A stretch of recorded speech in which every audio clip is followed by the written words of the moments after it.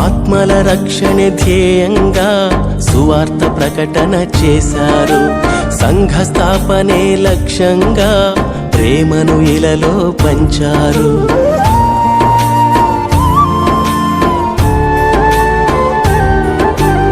ఆత్మల రక్షణ ధ్యేయంగా సువార్త ప్రకటన చేశారు. సంఘ స్థాపనే లక్ష్యంగా ప్రేమను ఇలలో పంచారు. రాజ్య విస్తరణ ఇష్టంగా శ్రమల గుండ పయనించారు. పరలోకమే తమ స్వాస్థ్యంగా ఉన్నవన్నీ ఇలా విడిచారు. ప్రతి సేవకుని జీవితం ప్రభు యేసుకే అంకితం. ప్రభు సేవలో తన మరణం ప్రతి సేవకునికి ధన్యం. చింత ఎందుకు నేస్తమా ఈ లోకం వారికి యోగ్యమా? ప్రభువు పిలిచాడు నేస్తమా పరలోకం వారికి నిత్యం సుమా. పరలోకమే వారికి యోగ్యం సుమా.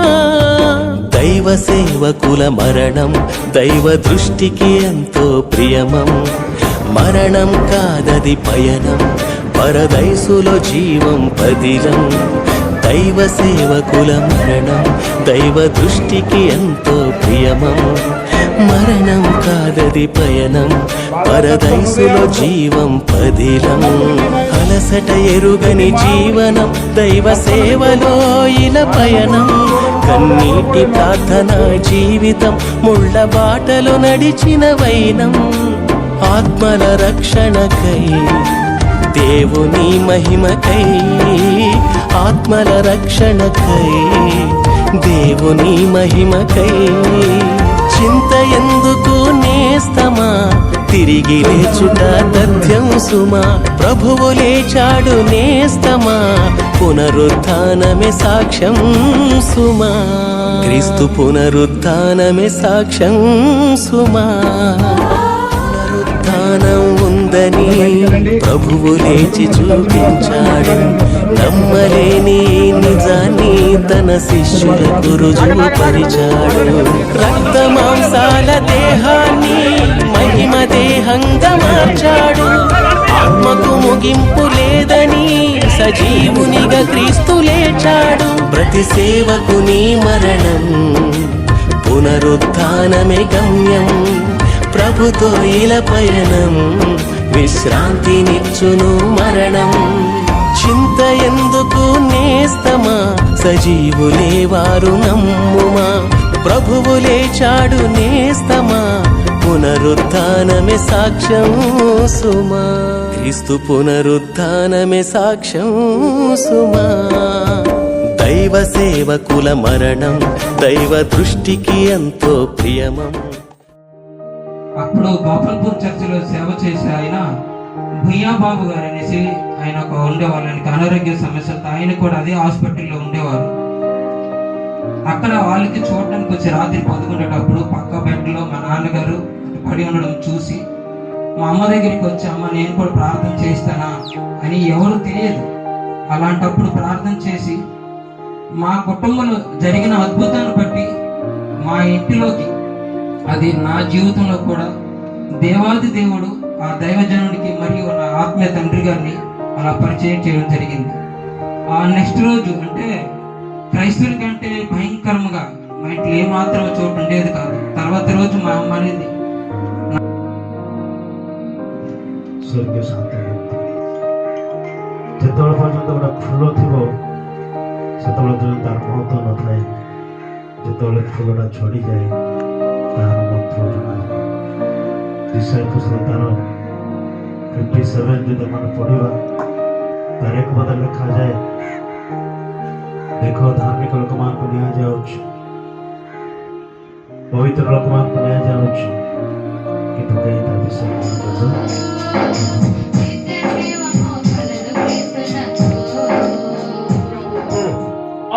ଆପଣ ମାନେ ଆଗକୁ ବଢିକି ଆପଣ ଯାଆନ୍ତୁ.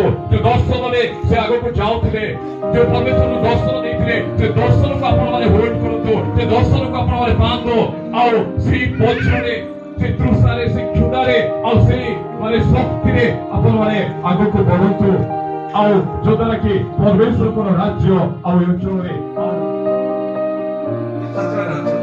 କେହି ଜଣେ ବି ସାନ୍ତ୍ୱନାର କଥା କହିନାହାନ୍ତି। ମାତ୍ର ଆମେ ସାଙ୍ଗେ ସମସ୍ତେ ସମବେତ ହେଇଛୁ ଏ ସାନ୍ତ୍ୱନାର ବାକ୍ୟ କହିବା ପାଇଁ ଯେ ଆମ ପାଖରେ ଗୋଟେ ଭରସା ଅଛି। ମଣ୍ଡଳୀ ବିଶ୍ୱାସୀ ମାନଙ୍କୁ ଆମେ ଯେତେ ଜଣ ସମବେତ ହେଇଛୁ ସମସ୍ତଙ୍କ ପାଇଁ ଗୋଟେ ଭରసా ఈ సంఘం ఇచ్చినటువంటి సాక్ష్యం తన మీద ఉన్న విశ్వాసం మీద. రెండవది సేవకుడు ఇచ్చిన సాక్ష్యం ఏంటంటే, ఒకప్పుడు అపోస్తలుల పూర్వమంది ఒక దేశం ఒక ఇంటిలో సంవత్సరం ఉన్నారు. ఆయన పిలుపే నీ ప్రాణమని ప్రాంతము విడచి, సేవే సర్వస్వమని ఇంటిని విడిచి,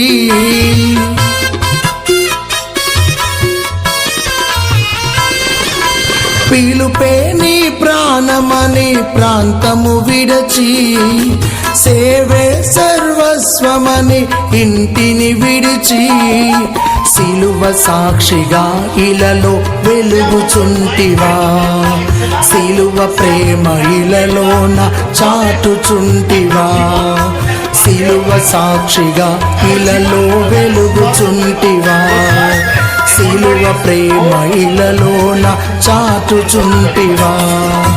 సేవకుడా, సువార్తికుడా, బోధకుడా, గో సైనికుడా, సేవకుడా, సువార్తికుడా, బోధకుడా, గో సైనికుడా, రాలుతున్నదే పంట రావా ముందుకు, వాడిపోతుంది పంట రావా ఈ క్షణము.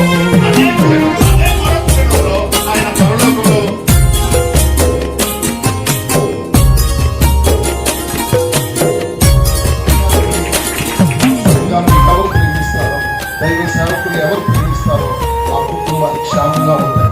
అమ్మగారి గురించి అందరూ ప్రార్థన చేయండి. కష్టకాలం అనుకుంటారు, దేవుడు మనకి.